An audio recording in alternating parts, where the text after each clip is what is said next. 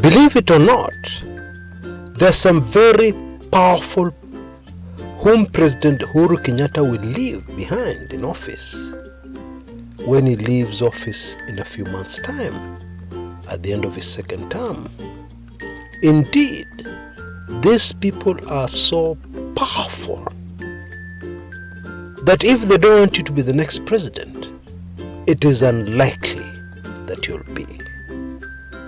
But then also these people can give you a very good idea so that you're able to predict what will be possible and what will not be possible for the next president of Kenya to do. A warm welcome to this very sensitive but super fascinating show today. Karibu sana.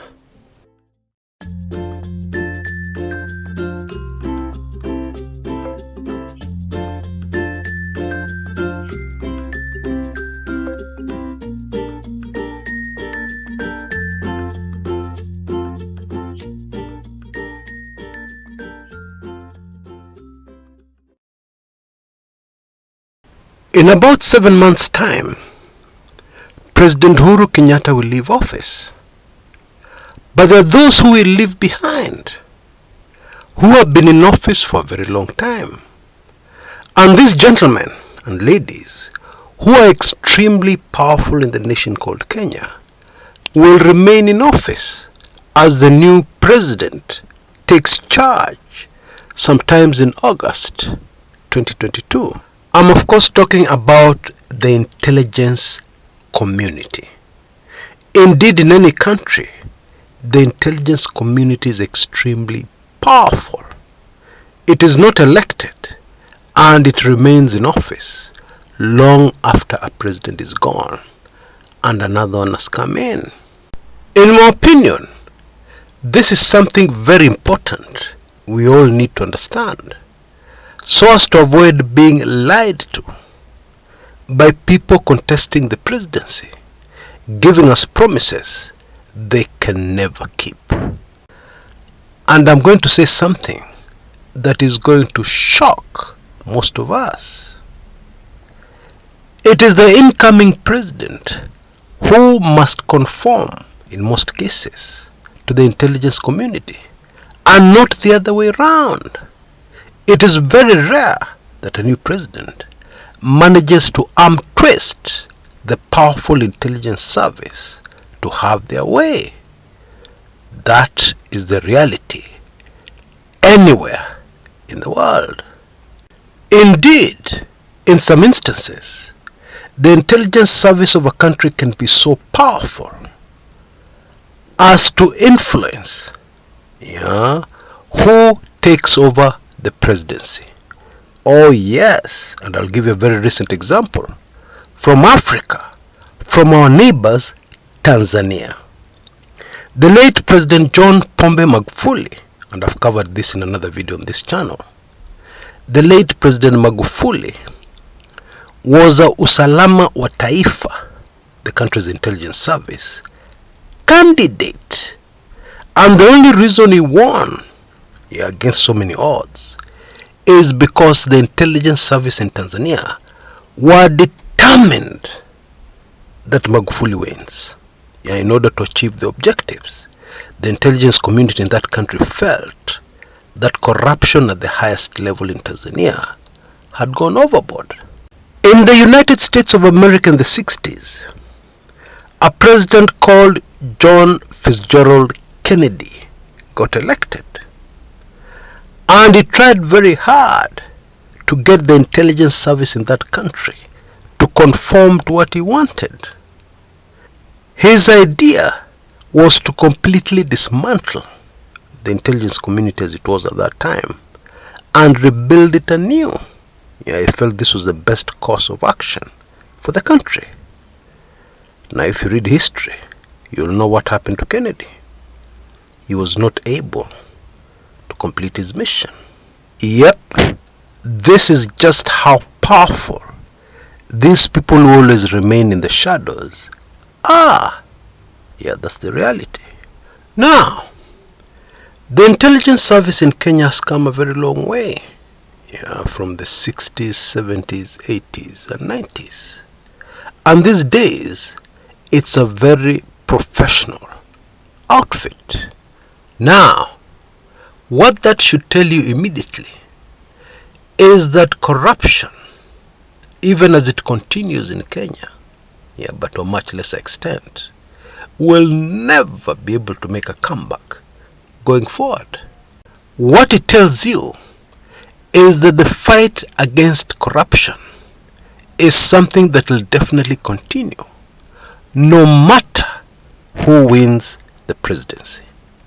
Now, I'm not sure if you're able to wrap your mind around what I've just said, because what I've just said has a very wide range of very serious ramifications.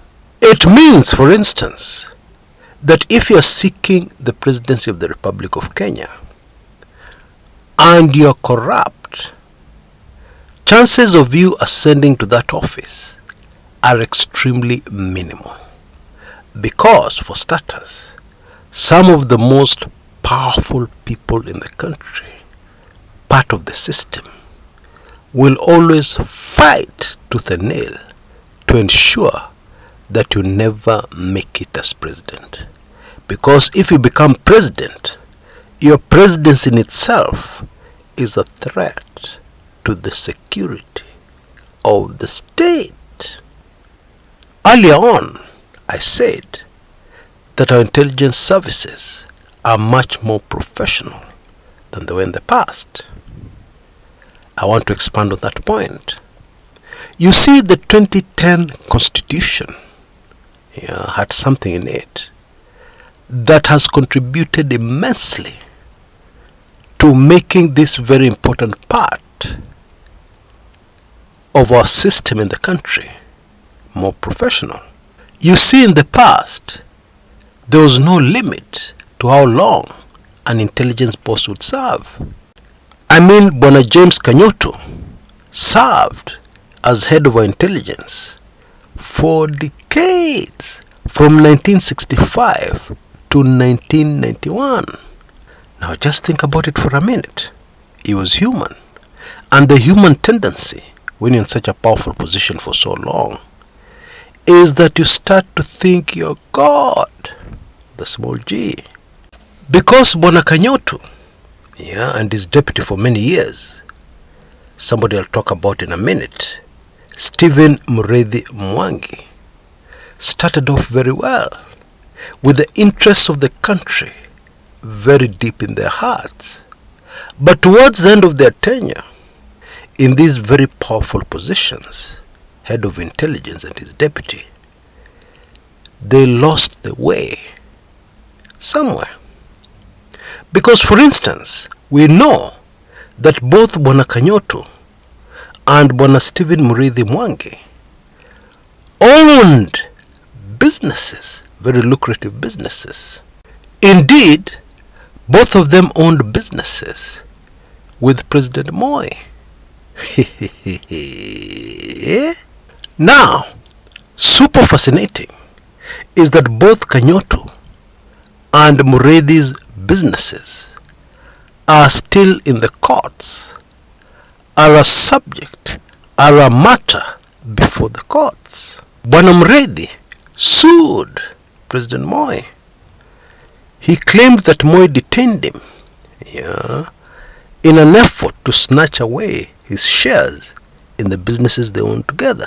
Bwana Kenyattas' businesses and property, there is so much drama surrounding them that recently one of his sons went to court to seek protection from his stepmother, who the man claimed was planning to murder him in order to take charge of one of Kenyattas' properties, the properties he left behind for his family. Imagine that. Bottom line, there are some offices where it is not a good idea for somebody to hold those particular powerful positions for too long. Indeed, in my opinion, it is a threat to the security of the state when somebody remains as the head of our intelligence for too long. And so, the changes in the 2010 constitution are very good for the country. Until next time, this is Chris Kumekucha.